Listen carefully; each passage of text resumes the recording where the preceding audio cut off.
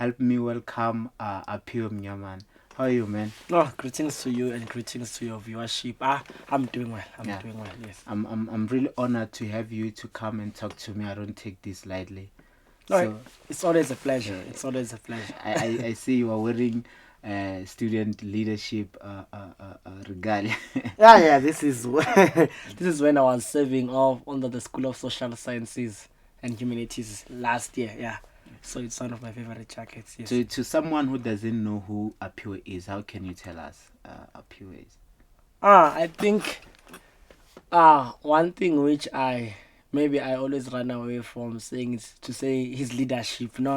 I think I'm a servant. Yes, I'm in a leadership position, but mostly I take it as say I'm being a servant because I think almost all my life I've been a servant from church and a servant from Wits University. So hence I'm wearing this jacket because I think some of the issues maybe people think you just maybe mushroom from somewhere and you get to the top position such as SRC president can't you have to start somewhere. So yeah, someone from humble beginnings. I've started small. I just didn't become SRC.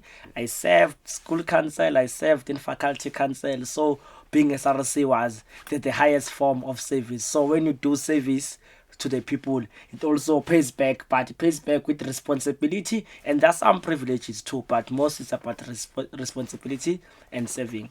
Yeah, I know like a lot of us grew up in hard conditions in terms of struggling to study, whether in primary or high school, because of the environment we grew up in. We grew up in informal settlements, crowded places, rural areas. So in your case, someone who just see Aphiwe on TV as this vibrant young leader, how was your condition or how were your condition growing up at home? Okay, I think I'm from humble beginnings. I think as I've said it, I grew up. I was born in Eastern Cape. I left when I was 9 months. I grew up in Soweto. It's an informal settlement called Mtswaledi. So it was just shacks. There was no electricity, nothing. So I had to attend school without electricity. Things like generation, watching TV was something maybe you have to put generators. You see this thing of load shedding, of Yes. using generators is something which we began firstly at home. We used to do these things of batteries, those small black and white TVs. Yeah, we'll watch from batteries. Then as life continued, we use generators, and I'm used to be good in fixing generators because it was to pay someone to fix was some cost which we didn't have at home. So I had to study, fix the generator, and yeah, I was from an informal settlement. Attended primary school in Dlamini. It was a public school. Yeah, feeding scheme and everything. Something it's a lived reality. So it's not something which I read or I see someone speaking about maybe poverty. And I think I don't glorify poverty, but I think it helps you, it builds character. For I'm here because I know the background, and I was helped by someone in high school. I think my high school I attended, it was not a complete private school. I think we used to call it semi private school. 60% subsidy from the government and 40% we used to pay school fees. So I know the pain of going to school. Maybe first day in school is assembly, private schools, and they read out the list of students who are enrolled for the year, and you hear your name not being called out because you have outstanding fees and you cannot attend class. You are told go back home up until your mother pays these fees. You go, you nag your parents, and you know very well to say my mother doesn't have this money. We have to go to loan shacks and things like that so that you can get money for you to be enrolled at school. So like, Yeah. so growing up in these tumultuous conditions, what made you to say, you know what, at the end of the day, I want to see myself at a university. I want to be a graduate. I want to work. Or maybe I want to establish a business. You know, seeing your surrounding, what motivated you every single day? Because it's easy for me to sleep, and not study because I'm hungry. It's easy for me to even give up in high school because like conditions are not good at home. Yeah, conditions are conditions are never good. I think there is a guy who once helped me. I think I recently got the number of the guy. I used to aspire to leadership mostly. I think to say, oh, this guy is what do you call this thing, is a prefect. Nah. I used to aspire to those things, and sometimes I would get chosen for them, and I was like, okay, it's fine. But what maybe think what changed my life, or maybe just gave it sentiment. He said you must let your background be a constant reminder of why you are here. So I didn't use my background as saying no, because I come from a shack, it means I have to end here. Maybe the mentality, shack mentality is in your mind. It's not about that. Your background doesn't define you. So I think that's what kept me going and pushing to say, yes, these are my living conditions, but it doesn't mean I will end up here. I've seen people from humble beginnings making it up there, and I've seen people from rich beginnings plunging down. So life, anything is possible. Anything is possible. I always dream. I dream big. I dream big. So much big. There is a quote from some guy called Robert G. Goddard. I think when I was doing mathematics of finance, I was taught by David Block. It was bad. I was not performing under mathematics of finance. It was bad. I know, you see, sometimes people, they post the Nelson Mandela transcript and they laugh. I know that hardship of failing every course and only passing one module. It's so hard. So it's something which I've been through. So when I see a student failing, I know that we don't choose to fail when we come here to Wits University. We come here, we want to better our lives. No one will say, I will fail. There are some mental conditions. There are issues like studying on a hungry stomach. Sometimes you study and we are owing fees. You even wonder to say, let's say I'm studying, whether I write, but I'll still have an issue of graduating. So it's hard. So you have just to motivate yourself and keep on hoping. Yeah. Hope doesn't kill. Yeah. Talking about David Block, I saw Kanakana recently last week posting about him, talking about Senate being taught by David Block. So you being taught by him, it's such an honor, because I've been reading his biography since Kanakana posted that. So I hope you did learn a lot from him. In terms of you coming to vet now, everyone, like all of us, we came here at the end of the day to get a piece of paper, call it degree or honors. So you coming here to get a degree. While you were coming here, did you see yourself as a future president to say, you know what, at the end of the day, I'm going to lead this institution? Okay, coming from maybe let's say from high school, no? Coming from high school, I was chosen to be a prefect. So I did want to be the head boy, but I think it was my close friend who became a head boy, and I was happy for him. I think one of the reasons maybe I could not become a head boy was because of maybe height and things like that. You know, when you're in high school and we are short, maybe you can be easily bullied. So some positions you cannot get because of height. That's how people maybe perceive things like leadership. So when I came to Wits 2019, as you were speaking about David Block, I think that guy also changed my life. That quote which I learned from Robert Goddard, it says it is difficult. I have a book actually that David Block just co-authored, and he signed for me. He said in the quote, it is one of the lectures here in the planetarium. When it was tough, I felt like giving up. It was tough. So he said it is impossible.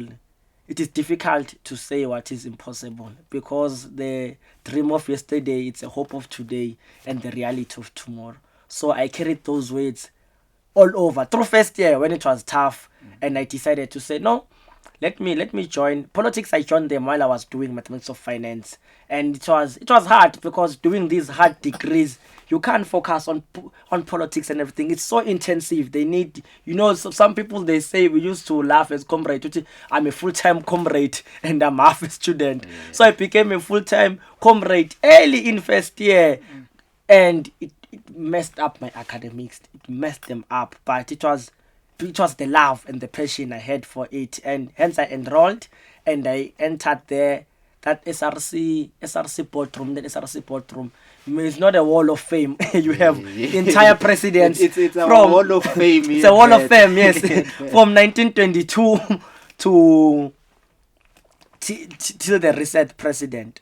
So I signed membership and by Mcebo Dlamini. So I that guy inspired me. I just loved the confidence, and I loved the bravery. Sometimes I did suffer from low self-esteem, but when I saw people like this, I was like, hey, I aspire this bravery. And when I entered that hall, I saw all those great names, your Floyd Shibambu, Mbali Hlope, Dalimpofu, Like Advocates, my name Moses, is here. Kakan, your Tiago Mosenek. I was like, now I want to be remembered as one of the greats. If God allows, I will I will run for this thing.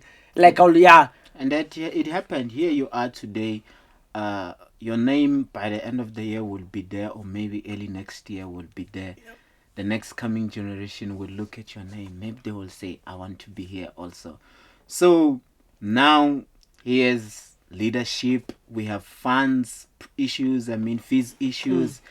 As a president or as a SRC, as a body, you guys are expected to take actions to fight for us. At the same time, you find that us that you're fighting for, we are not present in the action. We are not there in the front line protesting. It's only a few who are there. Now, with challenges of protest and all the stuff, you have charges, 16 charges. What are those charges? I think those charges are roughly about the protest. Everything I said in the protest. Some of the charges, they don't even hold water. They will tell you that, one of the charge, you went to the vice chancellor's house and Threatened to burn down yeah, his you house. threatened to burn And down it the wasn't house. you. And I was like, It but wasn't guys, you. I did say we'll go there peaceful. There is no way. It was in your words. I'm very sane, and there was no student which I would allow to go and burn the vice chancellor's house, because the guy has a family. She has a wife, she has a kid, so there's no way we can just burn. Too wrong doesn't make right. That one I know. I was taught that. So it was you must maintain peace. Sometimes students get agitated. Sometimes you feel students are like, "I President Tina, we want to enter there. We want to." And one of the funny thing about that vice chancellor's house, Saga, I could get calls and to say, Chief, there are people here who are not students, who are part of the crowd, who will forcefully want to enter the vice chancellor's house so that you get arrested. I think it was the scariest time of my life when I'm being honest, now that everything has passed, when we were addressing at the vice chancellor's house. Because when I look at the events, I think all of us, all that crowd, I don't know how many, now maybe 300, 400 students, the events were so many that all of us could fit in there. And I was like, I issued the call to say we are going to the vice chancellor's house. And if someone gets arrested there, It's your responsibility. it's my responsibility, and I'll have to live with that a student who was trying to better his life got arrested as a criminal charge, because some things we cannot control, but because of Anzima, to live with that. So it was the toughest time. Students were angry, rightfully so. I was angry too, but I was scared to say, guys, by all means necessary, let's maintain peace, because if anything goes wrong, these guys are already ready for us. When we went to the vice chancellor's house, police vans were waiting for us. There were the security, dogs, and everything. You could see it. We're gonna get dealt here, but we had to do it anyway. We had to get the strength anyway to pass the message. I was the following day where they found that guy among the protests, the protesters. They found him, they pulled him aside. I was like, hey, what's happening here? I was like, now we are angry. We're marching to the vice chancellor's house. We're going to burn down his house. So the following day, I found one of the broadcasters from the same channel. I was like, guys, what you did yesterday was irresponsible. It's not good. We have student SRC. We have people who are selected to speak with the media. You can't find someone, you just pull him from the crowd just because he's there protesting. He's not one of those people who meet with the leadership of the school. You must ask those people who meet with the leadership of the school and ask for their insight, because you just find someone who doesn't know how to speak responsibly in the public, and they just say anything, like those words. Those words were just saying out of nowhere, and the following, or if was in the following day. At night, they released a statement that the students were threatening of burning. And it's not the SRC, just an individual who just spoke out of nowhere without thinking. When you saw that clip, how did you feel? You know, what I felt, I think the student was very angry. I know the guy. He recently told me that he got charged for that. I don't know how. So I remember the words of the guy vividly because I watched the clip all over and all over again. I was like, what's happening? He said, no, if the vice chancellor doesn't take us serious, there was an if we will burn the house if we need to. He was angry. So he was angry. Yeah. And those were reckless statements. Honestly, now I have to say, those were reckless statements. But one thing which I hate mostly about the media and optics and narrative and how Wits changed the story, they use that one statement of saying we're gonna burn the vice chancellor's house to try and shut down or nullify everything the protest was about. It's not like the protest is about burning the vice chancellor's house. And we are not there to burn. We are there to address issues of access to education. We are there to access issues of students who are homeless. We are there to address all the reasons why we are protesting. So now they took that smaller nyana clip and breaking news will be like, Wits SRC marches to burn the vice chancellor's house. We are not marching to burn the vice chancellor's house. We are marching to say, vice chancellor, we've been saying these things all over and all over again, and you are not listening to us. We are coming here. These are the students. Because sometimes you think maybe we are cooking up these numbers. We just call people to say, no, come, let's cause havoc. These are the students. Address the students. No one yourself. loves missing classes to go and protest. So there's a really solid reason why students need to leave classes and go to protest. You know, one of the issues that led to protest is the issue of accommodation. The accommodation fees are too high. You can find that at times the accommodation fees are higher than your study fees and all that stuff. So in terms of student fees, accommodation fees, I mean, have the university maybe tried to say, guys, we are going to maybe decrease the fees, or this is how we're going to meet the student halfway? The issue, one reason maybe not that we go in protest with fees and everything annually. I think accommodation, it increased by 7%. Accommodation fees. And fees increased by 5.5 just this year. Council took that decision, and we told them very well we do not agree. Guys, why would you increase a room at Junction cost roughly 90,000? We are increasing these fees by 7%, and nothing has changed. The room is still same. Poor service. Wi-Fi is malfunctioning. Laundries are not working. Sometimes there is cold water. This year, Junction has been having water outbreaks. Have been having generators were breaking down. Yes, it's load shedding and everything, but we pay so much money. We pay close to 100,000. I could go to Rosebank and rent an apartment with that equivalent, and I will have water, Wi-Fi, and everything. But I pay tiered rates, and you increase the price, but the service, the more the price increases, the services tends to decline with accommodation. That's the issue. What's the use of increasing the services, the price if the service goes down? So that's another issue. And the one of fees, we really don't understand why fees increase. You're gonna be told by cost and things like that. NSFAS, there are bursaries which will say, look, Marcelo, I'm giving you 50,000 for tuition. I'm straight on that. There's a bursary like that, 50,000 tuition. Scared.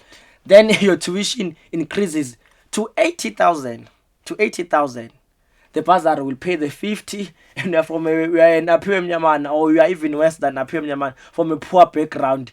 Where are you gonna get this 30,000 to cover up this thing? Do you take those factors into account? Then when you ask those questions, people will meander and never answer you. Even today, they haven't answered. Even today. You know, one of the statements that one of the spokesperson of NSFAS said, to me, it makes sense. I really, really agree with it.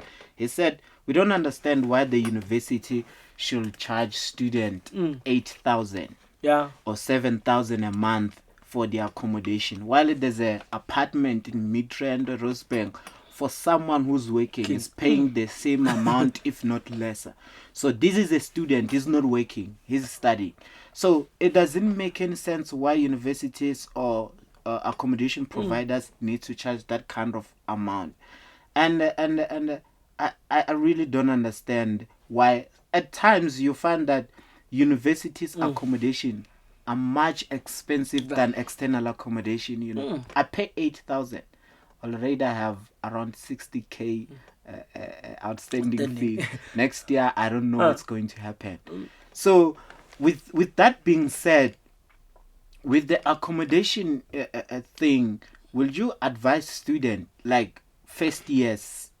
It's tough, man. There's someone comes from rural areas in Limpopo, Kamasemola and all the stuff, doesn't know Joburg, and now it's forced to stay internal. Will you advise them to say, guys, as much as you want to stay in Wits Resis, consider other option, external offers? To be honest with you, I wouldn't advise students to go to external. It's not the preferred case scenario, especially for first years and everyone. It's not the preferred case scenario. But sometimes it's not what we like or what we want. It's the conditions which we are met with. For example, what that guy from NSFAS, Mr. Slumez Kosan, I think I know the guy. We want to discuss those things of accommodation. So one of the reasons that they say accommodation is much expensive on Wits campuses than external, they brought up it's an excuse or it's a reason. They said no, with our internal accommodation we have to pay things like your RA, we have house coms, things like that. Hence we have fees which are more higher than external, because some external, they don't have house committees, others don't have generators, they don't have the services. That's what they say. They don't have the services which we offer. So for first years, it's much better for them to be on campus residencies. Financially, it's not feasible for most of them. It's not feasible financially. But for you coming from rural Limpopo, it's much better to stay in Sunnyside, go and eat at DH, knowing very well that there is a meal at DH which you will find at those given time. Sometimes you don't even afford that meal or the bazaar, you'll be left in debt. But it gives you, those are better, they're conducive places to study than you staying in Dorfontein, where you have to travel to come to Wits University. In you traveling, their transport costs, those buses sometimes they do not work. You are restricted to say the buses end at 12 when you stay at Dorfontein. After 12, you cannot access campus. You are back in your room. There is load shedding in that building. You can't even study. You are hungry. You end up failing because we are remote and isolated from university space. So for first years, it's much better for them to be on campuses. There is a policy which the university said it must, precedence comes from, like they take first years to, they take precedence over seniors and things like that, which is, there is a bit of good and bad for seniors, but it's much better for first years for them to stay on campus residence. I think that's the advice I will give them. It's not feasible financially sometimes because it's expensive, but to advance your career and for better places to study, I think it's much better on campus residences. No, it's good for the university to prioritize the first years, because like I've been to the university for 3 years now, so I know a lot of accommodations. I can hustle or thug my way to get an accommodation. Yes. I've been around. But for someone who's being, because there are first years who are coming to Joburg for the first time to come to Wits, so where are they going to start looking for accommodation? Do the university knows that there are students who sleep in the labs who doesn't have a place to sleep? They know. We tell them every day. I missed protest. Before we protested, there were students in libraries, and those students came to us. They said campus control came and they took our student cards because I don't know what's the reason why they took the student cards, because I think they were trying to threaten the students, or they didn't want the university to name to be tarnished, to say, here is my student card, I'm a Wits student, I'm sleeping in the library. So to try and kill away that bad image, they took the student card so that they will say, no, we don't know this person is just wandering on campus, to try and cover up. because it's about optics and how they spin the story. So they do know. We tell them every day. There are students who are like this. There is a student even now. Every time when I meet a student, you will say, President, my issue has not changed. I've tried to escalate to WCCO. I've tried to speak with it. I've tried to speak with this one. Still, we have those issues even today. People are squatting. It's some of them. It's a reality. They're just like, I've just given up. As long as I will go, and they used to at Hall 29 multi-purpose. They used to go and even shower there. Students to say, we'll shower there. We'll just brush our teeth. You see these bathrooms there around campus, which are mostly unisex or for the disabled. You know those bathrooms. Yes, yes. You can easily sleep there and lock. I've tried using that bathroom once, and I saw a student that place was a home for him. Every time around 11 or 12, students will be like, hey, because now it's quiet, let me just settle in and go and sleep there. I just to have that privacy, because climbing namahloni to go and sleep in a library. So it's a live reality, which is still happening even now. Man, it's tough, as you're talking like that. There's a girl, and at least now she found accommodation.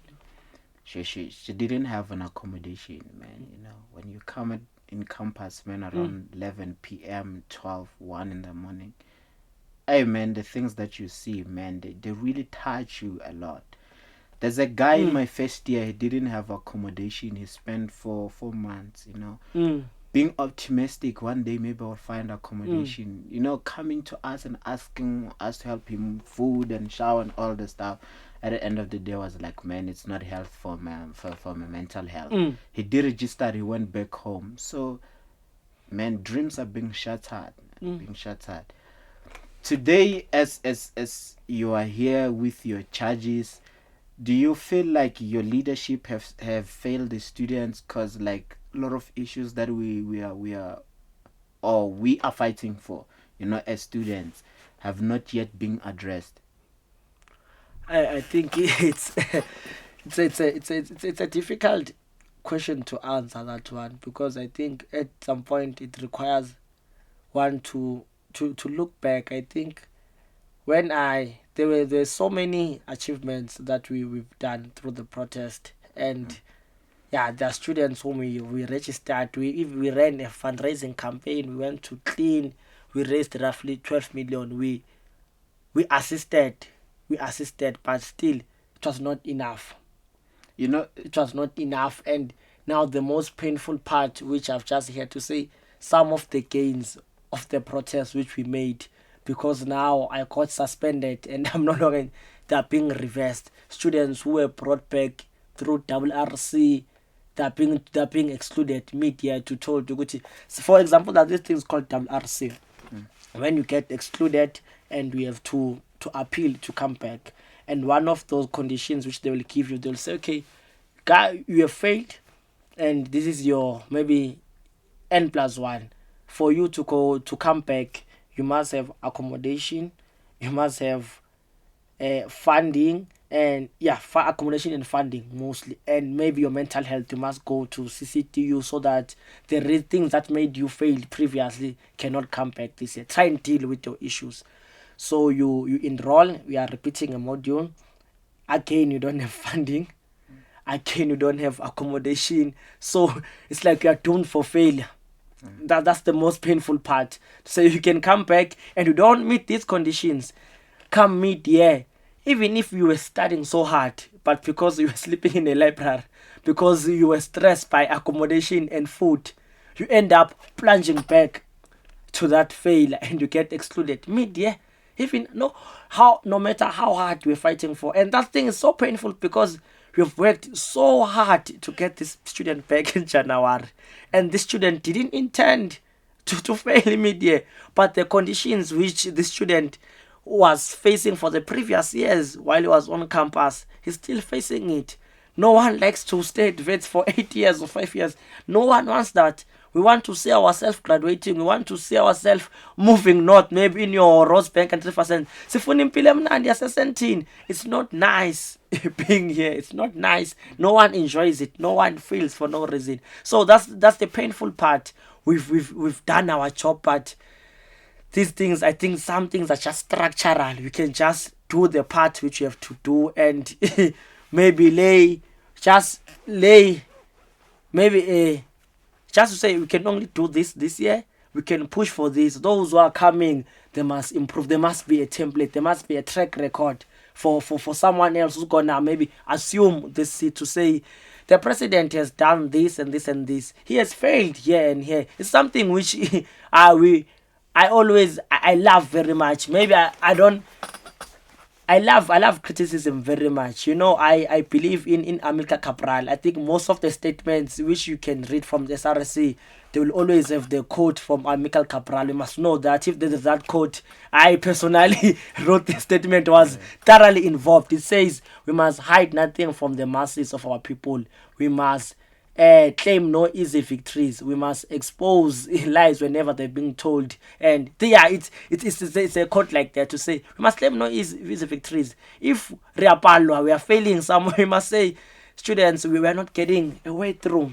We must just be as transparent as possible, because we are leading these students. They must know the realities. They must know what happens in the boardrooms. There are no such thing as we spoke in the boardroom and it ends there. We spoke in the bedrooms, but it affects you. So you must know what's happening. Do you feel like, or do you optimistically wish that the university should rewrite its policy when it comes to excluding students? For an example, you talk about mental issues.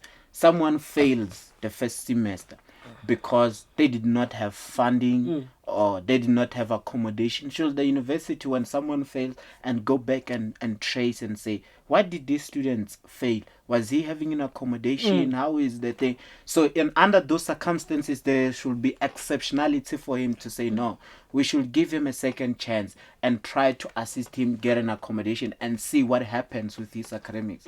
That's what we always push for. And sometimes the university is lenient. I don't want to lie. Sometimes it becomes lenient. Sometimes it become harsh. I think for when the university gives you an MRNX to say you cannot appeal, Wits is one most lenient universities. I don't want to lie with that, because some students there's something which we called F7 mid-year. You just get F7, just leave.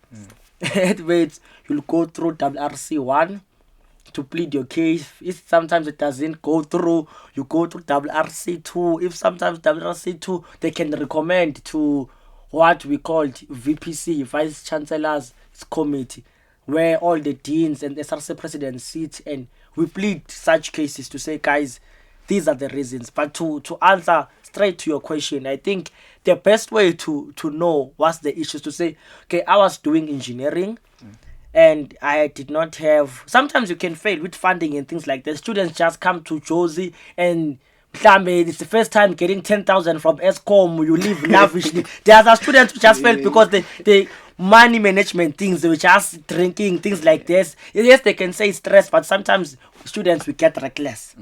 Yeah, we get reckless. We cannot run. We cannot always hide and say. Sometimes mental health. Yes, mental health do have a partner, but we sometimes get reckless and we sometimes forget our background. And when I come here, I just want to maybe imitate. You just want to imitate, and you end up losing focus. That does happen. Yeah, talking about that, just sorry. There's funding like GSRA. They just more 10k, they more 8k. You end up having 23 or 25k for the first time. So there's a guy who was like, no, Simon, man, last year I was just living life like my best life. Was me partying every day, smoking weed, drinking girls and stuff. Was like, this year I wanna change. So, and in answering my first question, and how can you advise young people who are coming for the first time, or those who will be coming to Wits next year or any university? I think for students, I think you see one thing which we once tried to push as SRC, because one thing I think I've learned from some predecessors of SRC to say we must diagnose the problem, the issue, the why. Usually I ask myself, why is this person behaving this way? We must diagnose the problem, and if you misdiagnose, you will mistreat, and you won't solve. So I think one of the issue is money managing skills. I think we must invest. There are companies like Standard Bank who does those seminars, and students don't attend those seminars. Unfortunately, I don't know why. I think we must money managing skills. That's one thing which is very important, because as a student you can have your 10,000 in China just today. Within 3 days, the money is gone. You end up being depressed of saying, "Ish, I had so much money. Now I don't even have food to eat." It's regret, because you spent the money reckless. You are regretting. You forget to study. You fail. Because of a simple thing like managing money. It's hard managing money, especially from a poor background. Seeing 10,000, you think you're happening. You just go to any club, you visit your bubbles, you buy, you think you're happening. You're trying to things like that because of reckless spending. One thing which we must invest as universities and as societies leaders, guys, spend your money wisely. Discipline. I think it's hard to be disciplined. I can speak like this. I know I'm struggling with discipline, but I push. I think discipline, it's absolute. It's the best, because one thing which I've seen and I've listened from motivation from Les Brown to saying, discipline you can form a background of Lusikisiki or to Wits University, but without proper discipline, you can plunge down. You can come from zero to hero, but because you lack discipline, you can easily go back to Lusikisiki, go back to Mtswaled or Soweto because of discipline. I think the best thing we must teach ourselves, no matter how hard it is, discipline. Let's say you have your 5,000, just discipline budget and say, 1,000, I'll use it for fun. There's nothing wrong with that. Make sure that you use that 1,000 for fun. If you go out to the club, maybe withdraw that 1,000, leave the card at home, switch off the app, spend that 1,000, have fun with this other 4,000. Do the things which we are meant to do. I think that's the best way to maintain discipline. Be harsh on yourself. Don't go and spend the money which you didn't intend to spend. Trying to impress friends, trying to impress girls, maybe as gents, you are trying to impress Uzamuk Chama. That doesn't work, because you'll end up in your room alone, depressed, hungry, and regretting. But there are students, man, who are breadwinners. They came to the university first year, already is a breadwinner. There's a guy I know, we went to the same high school in Benoni. Yeah. His parents died last year when he was doing grade 12. He's in first year. Now, in a situation like that, your parents die, you come to university, you are the firstborn, their younger brothers. With your allowance, you need to take care of them, you need to buy them food. Well, what can you say to them? I think with that one, it's maybe when I try to answer the question, I think maybe the issue is also with society and expectation to say when we are in the university, especially maybe elite universities or any university, we have money. Students don't have money, but there are people I know when that 1.5 gets in, that 1.5 is not enough even to cover your food for the entire month. 1,000 must be sent home, and it's tough. You cannot say no, don't send the money home. You really know that there is nothing at home. Your younger sister is hungry. You have to buy school uniform for your younger sister, and when you have to wear one, in first year I used to wear overalls. The reason why I wore overalls, the basic reason why I wore overalls, I think there were two. Firstly, because of laziness of washing, that thing of washing, but that was not the reason. The most important reason was to say uniform. From high school, that this is school uniform which you are wearing. You're just gonna wear this uniform up until you finish school. You won't be stressed by clothes. In my school, usually on Fridays there's this thing called CVs. In my school they shut that down. The reason why they closed down the CVs is because there was a study, or they've noticed that when it's CVs day, there are learners who don't come to school because they don't have proper clothes to wear, and they decide to say, let me just stay at home because I don't want to be embarrassed. It will mess they decide to stay at home. So it's one thing which I've seen to say, I will wear overall because I don't want to stress myself with clothes and things like that. So it's a lived reality. it's hard. I want university is very hard. There are so many factors. So many factors. When back to your academic situation, how is your academic status right now with the university? I'm a registered honors student, and yeah, I'm a registered honors student. I've written assessments which I could write, and I've passed them very well. Actually, I was surprised. Yeah, but I'm a student. I will continue to study even this year and next year. But unfortunately, because of the protest, there are some modules which I will have to finish next year, which I cannot cover up this year. Things like your research. Research is something which is very intensive. If you miss the first block of research, you are gone. It was my first time doing honors, so yeah, there are some things which I could not cover up academically because of the protests and things like that. And I had to accept this is my reality. I cannot cry and scream and say, because of students. It is painful because it's because of students. It was not because of you. It's your position. It's because of students. And one thing which I want to maybe advise most student leaders is not to regret. I think student leaders are people who go through depression more than students because they have to act like they are fine.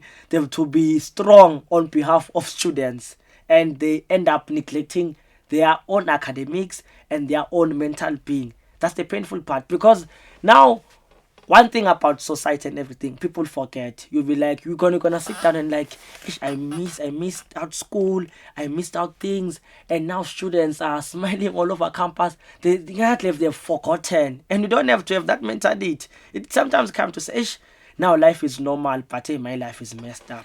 So talking about mental issues, during the protest, suspension, and all the stuff, have you ever felt depressed? I think I was at the point, because it was protest. We had to push in because it was protest. We had to get the results. So I was like, okay, yes, this is hard, but yeah, it's part of the job. Let's adapt. But post everything, when we had to think about it, and yeah, there was a time where I was like, yeah, this thing has really, really, really affected me. And the more you keep quiet and you stuff things down, they really hurt the most. They hurt the most, and they're like, yo, yeah, I think, was it worth it? Sometimes, yeah, you'll ask yourself, was it worth it? And you have to look back and see. But there's a student who will come and say, "Mr. President, I think you are got assisted," and you're like, yeah, it was worth it. There is, yeah, even though I'm a casualty, it's maybe one or three of us, but there are 15 or 20 students who got assisted. So in terms of numerically, and when I analyze it, it was worth it. Yes, maybe I'm battling with my issues legal, but the vast majority of people, they got assistant. If I didn't protest, maybe it will be 3 out of 10 having access to education. But because of a protest, at least 7 or 6 out of 10 got access to education. So it was worth it. That's what gives me a smile and makes me strong to say, this is service. This is servanthood. This is serving the people, putting yourself in the line. It comes with the job. It's privilege and the burden. It's the entire package. You cannot choose, I must be SRC president, wear that nice blazer. That blazer is very nice. Go do speeches, and then when it comes to responsibility and taking sacrifice and say, no, I don't want to choose this. It's an entire package. Do you think this is, you must be careful when answering this one. Do you think the broadcasters, they do care about us, or they just want to get the content, the business people? It's breaking news. What they care about is breaking news. It's capitalism. And I don't blame them, I don't blame them, because they're doing their job. At the end of the day, when maybe ENCA becomes the first one to say, breaking news, Wits University is in fire. Yeah. Viewership goes up. Yeah. They get money. You get a bonus. You feed your family. You are doing your job. But the issue, what I hate the most, is when your words get twisted. Yeah, hence, at some point, I had to switch off my phone and say, I'm no longer taking any interviews. I'm no longer going anywhere. I just want to just keep quiet a bit and just think. Sometimes it forced me, but alone I was like, let me just keep quiet. I think the best thing I'll do right now is to go to podcast, because I think that's where you can have your views freely when there is time and there is everything. Because in an interview, you have 5 minutes and you have to say everything in 5 minutes. There is that pressure, and you will speak this. Then when you read an article, you're like, but I didn't mean this. I didn't mean this. I was saying this. You just twisted my word so that you make breaking news. And sometimes you don't care about how we feel. You just want to get the story going. That's the painful part about it. We know of donors, you know, when we are protesting, that donors who come and donate money. There was any point this year whereby any broadcasting channel, so guys, we see what you're fighting for. We have been with you covering whatever that was happening. Here's this amount we are donating towards student fees. Help these people fund their studies. Help these people get accommodation. So you're asking something very interesting, which I've never thought about. To be honest, answering the question, no one has done that. But I have to be fair. There are some few journalists who will say, are you fine personally as a person? Yeah. Do you need any assistance? During the being suspended, there was a guy, I think, was covering our story. The same guy, Linda, of Ivan, was like, no, if you need maybe a place to sleep, I understand the hardship. You can come and maybe crash at my place. There are those who did like for personally, ne? But to say man and also they're also going through their things, but no one has done that. No one has done that. No, I'm not. With individuals, it's a great thing. It's a great thing, but as a donor, a company, to say no big company did that. Now, for them, maybe they thought for them just giving us airtime is doing everything. And no, this thing is 50-50. They're giving us airtime. Their viewership is going on like. On YouTube only, they have raised a hell lot of money, because whenever they shoot something, they broadcast it on your DSTV channel and they post it on YouTube. There are students who go and view. I'll say, guys, we have made this much. We would like to donate because we've been covering this protest stuff, and this from YouTube, from Facebook, and whatever. We'd like to donate to your students. To answer that question before you go there, I'm reminded of something. They made that much money, but none of them came to student and said, we're gonna cover this. But instead, there is a guy called Bongen Koskanyile. It's not him alone. I'm just using him as an example because I know him. He wanted to do a documentary. I was not aware of this. I just found out wanted to do a documentary. As a Fees Must Fall activist, to say, let's just record history and let me get the videos of my life, the hardship. And he said, when I wanted to use the videos, I was told that I have to pay millions. Where it was me speaking. A video for me to say, Chief, you don't have the copyright on that for you to use this video. You have to pay. And imagine, but guys, this is a video of me. This is my content. I want to maybe capture it, maybe for the next generation to learn, but we're told you have to pay. So it's the harshness of these media companies. You have to pay for you to get your own video. Yeah, I know Boinko's Kanyele, and it's so sad what happened to him during the Fees Must Fall. I had an honor to meet him. Talking about selling the footage, there's a documentary called Everything Must Fall. Talking about Fees Must Fall. They bought that footage obviously from SABC. You'll find that for 30 seconds, when you pay thousands and thousands for 30 seconds. So it's you, but you don't know the copyright. I'm the one who shot it. So talking about Fees Must Fall, the protest of this year, next year we're going to have the same issues because they are not addressed. What is a different strategy that the SRC, I know you won't be in power, but you will love the next leadership to go? We have been protesting over the years, man, since 2014. Nothing is changing. Every year we're protesting. What is a different strategy that we can use, not protesting, to help our students?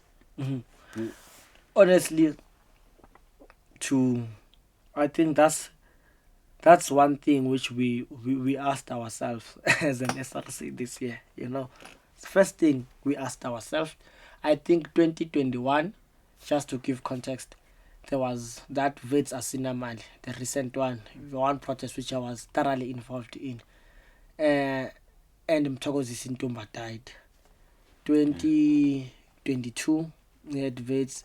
We had, under the leadership of Nkosi Khumalo, he walked to union buildings, things like that, to fundraise, to say, guys, I've seen protests, it brings trauma, people get charged, careers get messed up. Let's have a different way. Let's just fundraise and walk and do things like that. Comes 2023, my 10 years as president, I had to look back, just jog my memory and say, what's the best way to achieve these results? Like, we fundraised, we tried fundraising, doing that thing, but still we saw it's not enough. We pushed, we dialogue. The first thing which was like, guys, will be involved in dialogue.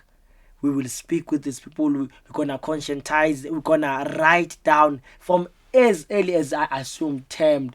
Think 1st of November last year.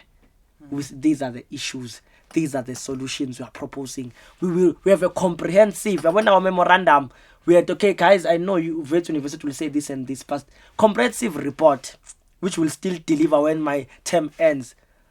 Just a comprehensive to say, guys, here is a problem. This is the solution. That's our SRC. We were like that. We did not like, okay, we can then, here is the solution we are proposing. If you can't do this, we don't prefer this solution, but please do it. For example, the NSFAS one, just to give an example, direct payments. Okay, you want direct payments? Fine.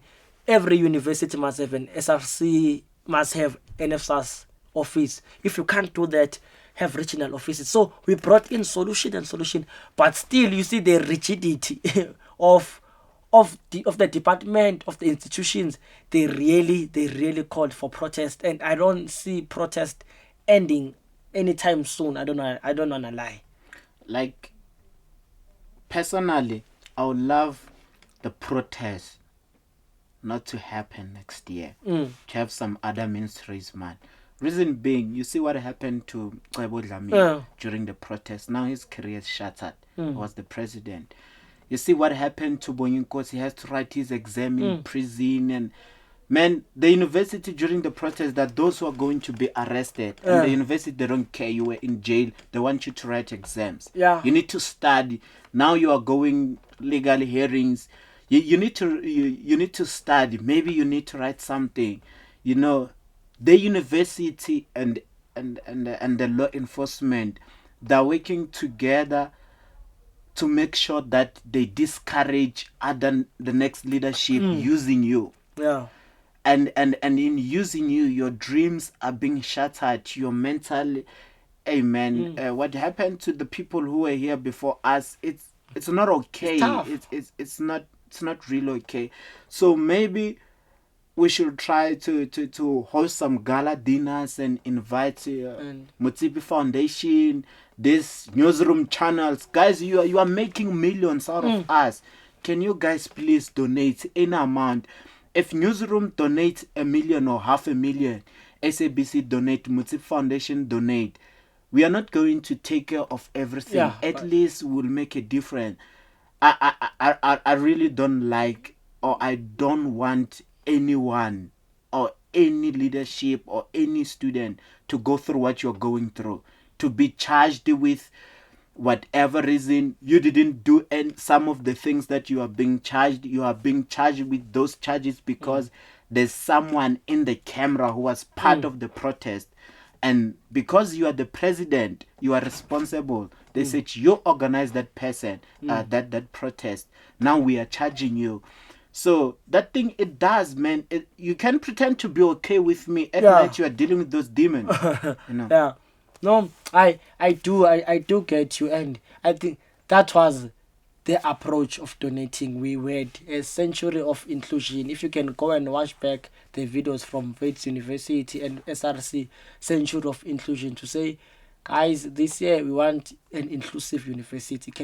We even had a donation. You could even donate 2 rand or 1 rand, 99. But few people donated. I think we must try to conscientize people. I think most to say they need to donate, and there are people who do come through and donate, and some, babe, the money won't be enough. I think one painful thing about leadership, especially being in SRC, it's when you feel like your hands are tied. I think that's one painful thing to say. "Ish, we've tried this, we've tried this, we've tried this. Nothing is coming through. What's happening?" I think it builds some frustration to say, but what's happening? And at some point, we have to accept there are things which you cannot change. Yeah, success is incremental. There are some things which are structural, which you cannot change this year. We cannot want everything to be changed this year, but we can raise it up, and we can be an irritation to say this is a concern. Others, this thing, it's not a sprint. I think that's one thing which I've learned. It's not a sprint. It's a marathon. One which sometimes it's a relay. You go this far, you pass the baton. They go this far, they pass the baton. I think it's one thing which I've learned. There's if you I'm advertising this company now, they need to pay me. If you buy at KFC or maybe McDonald's, there's, after you pay, they'll say, would you like to donate 5 rand, 2 rand for these children and all this stuff. There's some other franchises that maybe, it's a suggestion, maybe student leadership should reach out to maybe Steers or your Chicken Licking to say, guys, we are facing this. Can you guys maybe do this? When people buy, say, donate 2 rand or 5 rand for student fees. Maybe student leadership should try and organize. At the first year, at the beginning of every year, we have your freshers part and all the stuff. While like during the year, maybe spring or whatever, we host events. Student leadership, they host events, they sell ticket. Yeah. That money goes to student. Yeah. I get you. I think even with our freshers, this year, everything which we've made on freshers, for freshers, it was not about having fun. No, yes, about having fun, but the idea behind the freshers ball and those events that we did was to fundraise when we have to. But then and artists do come through, but the reality of the matter of the industry to say, okay, we want to host a certain artist, and I know if we have this headliner, this headliner will then force students to buy tickets. But then you getting that headliner, you see the issue with like you getting that headliner, it's much more expensive, and even the tickets won't match you getting that headline. You need to get the sponsor, things like that. But they do assist. I think with our freshers and everything, we do get sponsors such as an SAP and franchises like KFC. You see Zignis. When we after the during the protest and everything, the owners they came forward and say, no, President, write us a list. If the students who are we'll try and save some food from here and give it to them. So there are those good Samaritan, and I believe, as we are saying, we should focus more and we should go door to door around Braamfontein. One thing we always to say, we must make Braamfontein student friendly, a student hub.